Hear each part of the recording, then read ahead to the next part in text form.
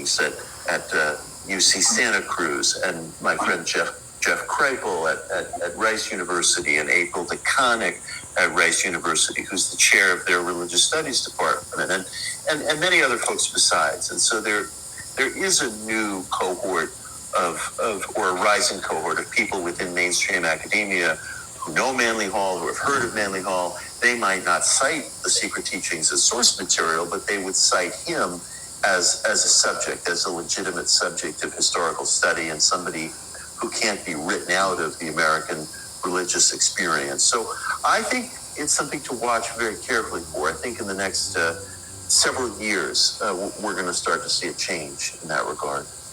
Oh, that's really encouraging. I haven't heard you say that before. Yeah. Great, yeah. Well, I think of Needleman, whom you mentioned, and I think of Robert Thurman.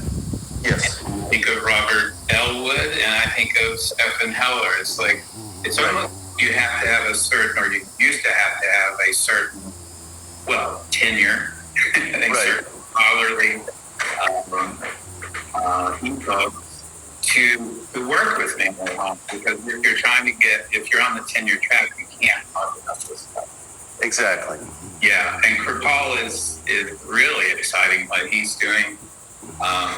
Stephen Heller, if you don't know, bet many of you do, is 89 and is writing memoirs, and he says he's almost done with those. That's brilliant. Yes. Oh, can you imagine? A man who lived under Nazism and Stalinism, and then the Gnostic Society in Los Angeles. Yes. People may not know this, but for decades it was Manly Hall and Stephen Heller teaching here at PRS and just doing amazing things. So I'm really happy to hear you say that you think there's going to be a new at Manly Hall, new scholarly book at Manly. I really believe that.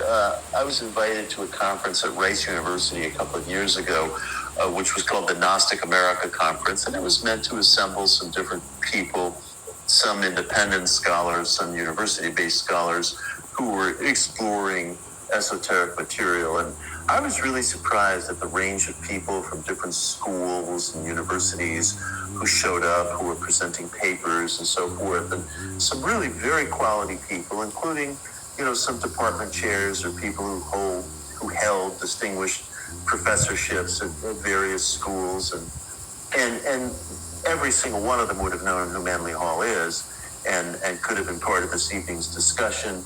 And he might not fit within the particular paradigm that they're writing about, but they certainly know who he is. And so I think there are going to be more and more scholarly articles, and probably eventually books that recognize Manly. But I think when he died in 1990, he was probably very concerned that his name was not known, and he was probably very fearful that his work would be conscripted to obscurity. And again, I can't say it often enough. There's more people reading the Secret Teachings of all ages in our generation than there did during Manly's entire lifetime. So his fears didn't come to pass, quite the opposite, and he's becoming more and more known. Yeah, exactly. And I have data to prove that. Absolutely. We can't keep his books on our shelves. We've already sold out of your book. Coming in Tuesday. I should say that there is a book about Manly Hall you may know. It's called Master of the Mysteries. Mm-hmm. And it's pretty well documented, but the whole point of that book is a kind of Hollywood biography. Yes, right. It's actually him who suggests in a recent edition of the book that Osama bin Laden was reading Manly Hall, which is patently false and makes no sense. Even if it were true, it would make no sense. Right. Well, as you alluded, I wrote a short article about that. The CIA released a list of 39 English language books that were found in Osama bin Laden's compound. And there were a number of conspiracy texts, and there was a copy, so we're told, of the Secret Teachings of all ages. It doesn't necessarily mean that he was reading it, was influenced by it, and there's a a conventional enough reason why it would be found there, in that there are a lot of, in the Middle East as well as in other parts of the world, including our own United States, there are conspiratorial views about Freemasonry and secret societies. Manly, of course, had what I would call a secret society thesis, that Masonry in particular, but also the Rosicrucian Brotherhood and some other groups, contributed to the founding of the American Republic. And that is true. I mean, the fact is, you had a number of the founders, the framers of the Constitution, signers of the Declaration,